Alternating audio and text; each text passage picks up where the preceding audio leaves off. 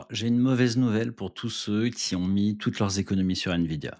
Un abonné m'a appelé le mois dernier, il avait 40 000 euros sur une seule valeur et son portefeuille affichait plus 85% en mars. Mais 6 mois plus tard, plus que 12%. 2 ans d'épargne pratiquement volatilisée. Alors, vous savez ce qui est cruel dans cette histoire, c'est que ce n'est même pas un mauvais investisseur, hein. Il avait raison sur la tendance. Il a juste oublié de protéger ses gains. Et pendant ce temps-là, regardez ces chiffres. 10 000 $ placés sur les semi-conducteurs en 2015 valent aujourd'hui entre 150 et 180 000 $.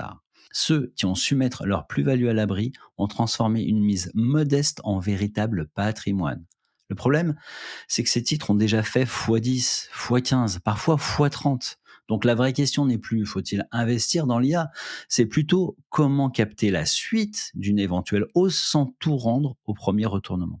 Je m'appelle Alain Poncelat, je suis un ancien cadre de l'industrie française installé en Suisse depuis 2023. Je vis essentiellement de mes activités d'investisseur et d'entrepreneur. Avec mes collaborateurs, on a anticipé la hausse du métal jaune depuis 2022 et tout récemment, on a réalisé plus de 30% de gains pour ceux qui ont suivi notre stratégie sur les métaux précieux. Aujourd'hui, je vous montre mon cadre d'allocation IA. 3 zones géographiques, 2 seuils de sortie, 30 minutes par mois suffisent. Mais d'abord, laissez-moi vous expliquer pourquoi les solutions évidentes ne fonctionnent pas. Alors, vous avez peut-être entendu qu'il faut être all-in dans l'IA pour ne pas rater le train. C'est exactement ce que disaient les vendeurs de newsletters pendant la bulle Internet et on connaît la suite de l'histoire. Maintenant, prenons l'ETF World, le fameux MSCI World que tout le monde recommande comme diversifié. Aujourd'hui, près de 70% de sa valeur vient de 7 actions américaines. 7 seulement, dont 3 directement exposées à l'IA. La traduction en bon français, vous pensez être diversifié, mais vous êtes concentré sans le savoir. C'est pour ça que la recommandation que je fais d'allocation IA, c'est 15% maximum d'un portefeuille. Pas 50%, pas 100%, 15%. Alors, pourquoi ce chiffre précis? On va prendre un exemple concret. Vous avez 100 000 euros et vous mettez 15 000 euros sur l'IA. Si l'IA chute de 30%, vous perdez 4 500 euros sur votre portefeuille total. Autrement dit, 4,5%. C'est difficile, désagréable, mais supportable. Vos nuits restent relativement calmes. Et les 85% restants, c'est votre socle défensif.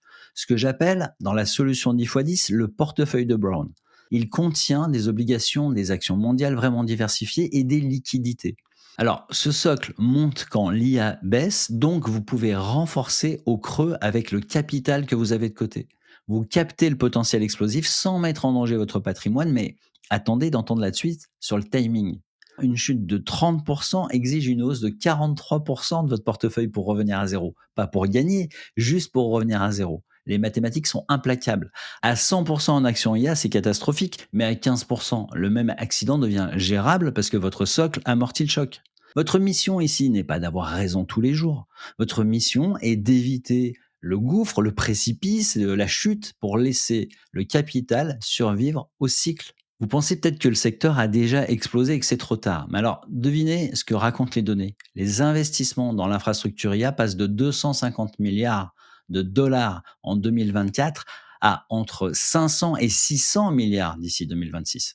OpenAI, vous savez, ChatGPT, monopolise 60% de la capacité mondiale de puces. Et Google, Meta et les autres dépensent des fortunes pour rattraper leur retard. Un cycle semi-conducteur classique dure entre 3 et 4 ans, mais celui-ci, celui qu'on connaît, s'étend sur 5 à 6 ans selon les analystes. Et fin 2025, actuellement, on se situe au milieu du plateau, pas au pic. Le risque de correction existe, entre moins 10 et moins 20% en 2026 probablement, mais sur une poche de 15% de votre portefeuille, ça représente moins 1,5%, voire moins 3% de votre portefeuille. C'est le prix à payer pour rester exposé à la tendance. Maintenant, laissez-moi vous montrer comment répartir cette poche d'investissement. La logique de cette répartition est simple. On va acheter les pelles et les pioches de la fameuse ruée vers l'or. Les fabricants d'équipements encaissent du cash réel pendant que les applications IA cherchent encore leur modèle économique. Donc, pour la première zone, on regarde les États-Unis. C'est là que se concentre l'innovation et les géants du cloud. Microsoft, Google, Amazon qui déploient l'IA à grande échelle. Cette zone tire la performance quand le boom américain accélère. Nvidia reste dominant avec 80% des parts de marché sur les puces IA, mais les attentes sont déjà astronomiques et le moindre écart par rapport aux prévisions va coûter cher en bourse. Et c'est pour ça qu'on ne mise pas tout sur une même valeur. Pour la deuxième zone, on va se tourner vers l'Asie développée. Taïwan, Corée, Japon, c'est le territoire de la fabrication et de l'efficience. Quand une pénurie de puces surgit, les fabricants captent la rente pendant que les acheteurs font la queue. Et pour la troisième zone, on considère la Chine, le plus grand marché de consommateurs au monde. Alibaba vient d'annoncer 53 milliards d'investissements en IA. La prudence reste obligatoire parce que le risque géopolitique est réel, mais le potentiel existe si les tensions sino-américaines se détendent. Qu'est-ce qui explique ce découpage en trois zones? Ces marchés montent et descendent ensemble en période de crise, mais pas au même moment. C'est décalé dans le temps. Les États-Unis entrent en baisse, puis l'Asie reprend 6 à 12 mois après, et Taïwan rebondit entre les deux. Ce décalage temporel vous donne le temps de réagir et réduit l'amplitude de la chute. Vous gardez la tendance même quand une star trébuche. Mais voici le problème dont personne ne parle. Une allocation sans règle de sortie, ça ne sert à rien. Avoir raison sur la tendance ne suffit pas. Il faut savoir quand couper. Et c'est ici que je vois beaucoup d'investisseurs individuels se planter. Ils achètent correctement, mais ils savent jamais quand vendre. Les études académiques le confirment. Les seuils de sortie fonctionnent particulièrement bien sur les semi-conducteurs, un secteur où les variations sont brutales. En pratique, voilà ce que ça donne. En 2022, le secteur a chuté de 33%. Avec un seuil à moins 15%, vous mettez une partie à l'abri. Puis, vous rachetez pendant le rebond. Résultat net, moins 0,5%, contre une chute de moins 25% si vous restiez immobile. Donc, pour le premier seuil, on va fixer moins 15% sur la poche IA. À ce niveau de chute de moins 15%, vous vendez la moitié et vous mettez ces euros à l'abri. Ils pourront plus baisser. Et ça vous donne le temps de prendre du recul. Si votre conviction tient sur le secteur et la hausse du secteur, vous laissez l'autre moitié profiter de la remontée. Sinon, vous avez déjà sécurisé la moitié. Pour le deuxième seuil de sortie, on va fixer moins 20%. C'est la sortie totale de votre position. Vous évitez que le trou se creuse et si le cycle se retourne pour de bon, vous protégez des années d'épargne. Et si le marché repart, vous rachetez plus bas avec du capital intact. Alors, quel est l'impact de ces sorties sur la récupération? Les cycles semi-conducteurs durent environ 40 mois.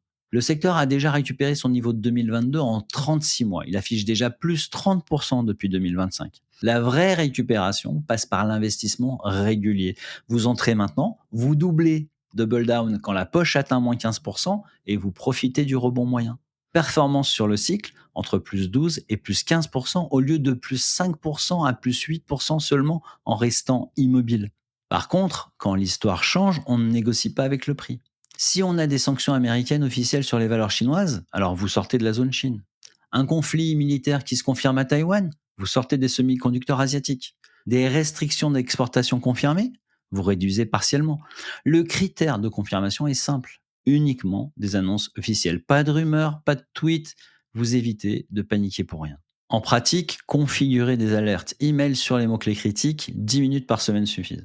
Alors, pour nous, investisseurs européens, bon, moi je suis en Suisse, mais on va dire européens, deux questions reviennent toujours. D'abord, la question de la devise. Les variations euro-dollar oscillent entre 8 et 12% par an, mais si vous investissez pour plus de 7 ans, elles tendent vers zéro en moyenne. Donc, pas besoin de vous compliquer la vie. Par contre, si vous investissez pour 3 à 5 ans, une protection partielle va coûter environ 0,25% par an. Et c'est acceptable pour la tranquillité d'esprit. On a ensuite la question de l'enveloppe fiscale. Pour un résident français, la plupart des ETF IA ne sont pas éligibles au PEA parce que ce sont des valeurs américaines et asiatiques.